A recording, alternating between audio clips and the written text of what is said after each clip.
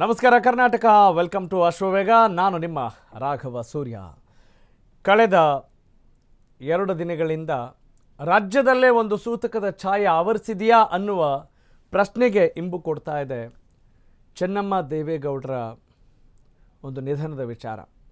ಒಂದು ಸುದೀರ್ಘ ಅವಧಿಯ ದಾಂಪತ್ಯವನ್ನು ಸವೆಸಿದ ದೇವೇಗೌಡರು ಮತ್ತು ಚೆನ್ನಮ್ಮ ಅವರ ದಾಂಪತ್ಯ ನಿಜಕ್ಕೂ ಕೂಡ ಹಲವರಿಗೆ ಆದರ್ಶ. ಹೀಗಾಗಿ ಅದಕ್ಕೆ ಸಂಬಂಧಪಟ್ಟ ಹಾಗೆ ಬಹಳಷ್ಟು ವಿಚಾರಗಳನ್ನು ನೀವು ಕೂಡ ಗಮನಿಸಿರ್ತೀರಿ.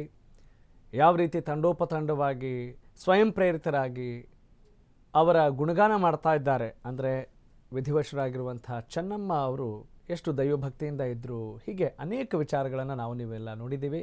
ಇವತ್ತು ಅಂತ್ಯ ಸಂಸ್ಕಾರ ಕೂಡ ನೆರವೇರುತ್ತೆ. ಆ ಹಿನ್ನೆಲೆಯಲ್ಲಿ ಬಹಳಷ್ಟು ಅಪ್ಡೇಟ್ಸ್ ಕೂಡ ಇದ್ದಾವೆ. ಅದರ ಜೊತೆಗೆ ರಾಜ್ಯ ರಾಜಕೀಯ ಸುದ್ದಿಯನ್ನು ಕೂಡ ನಾವು ನೋಡ್ತಾ ಹೋಗೋಣ. ಎಸ್, ಚೆನ್ನಮ್ಮ ದೇವೇಗೌಡರ ಅಪರೂಪದ ಕೊನೆ ಕ್ಷಣದ ವಿಡಿಯೋ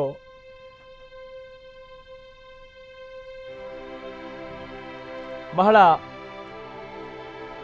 ಭಾವನಾತ್ಮಕ ಕ್ಷಣಗಳಿಗೆ ಕಾರಣವಾಗಿದ್ದನ್ನು ನಾವು ನೀವೆಲ್ಲ ನೋಡಿದ್ವಿ.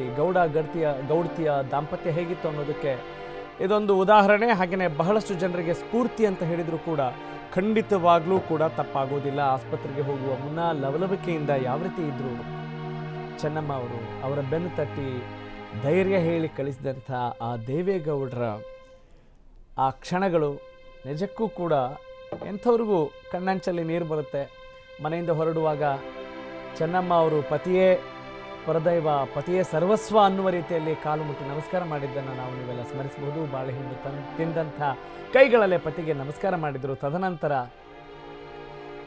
ಆ ದೇವೇಗೌಡರ ಬಿಳಿ ಪಂಚೆಗೆ ಒರೆಸಿರ್ತಾರೆ.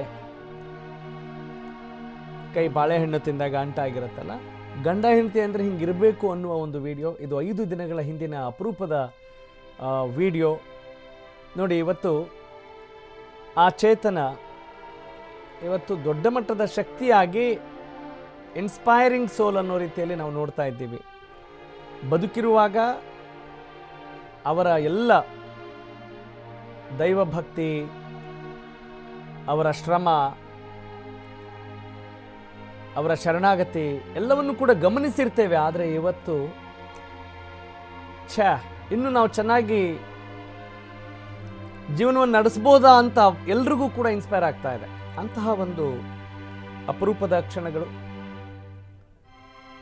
ಆ ವಿಡಿಯೋ ಕೂಡ ನಾವು ಪ್ಲೇ ಮಾಡ್ಬೋದು ಅಂತ ಅನ್ಸುತ್ತೆ ಇನ್ನೇನು ಕೆಲವೇ ಕ್ಷಣಗಳಲ್ಲಿ. ಕೊನೆಯದಾಗಿ ಮುದ್ದಿನ ಮಡದಿಗೆ ಬಾಳೆಹಣ್ಣು ತಿನ್ನಿಸಿದಂಥ ಗೌಡರು ಅಕ್ಷರಶಃ ಮಗುವಿನ ರೀತಿಯಲ್ಲಿ ನಮಗೆ ಕಾಣಿಸ್ತಾ ಇದ್ರು.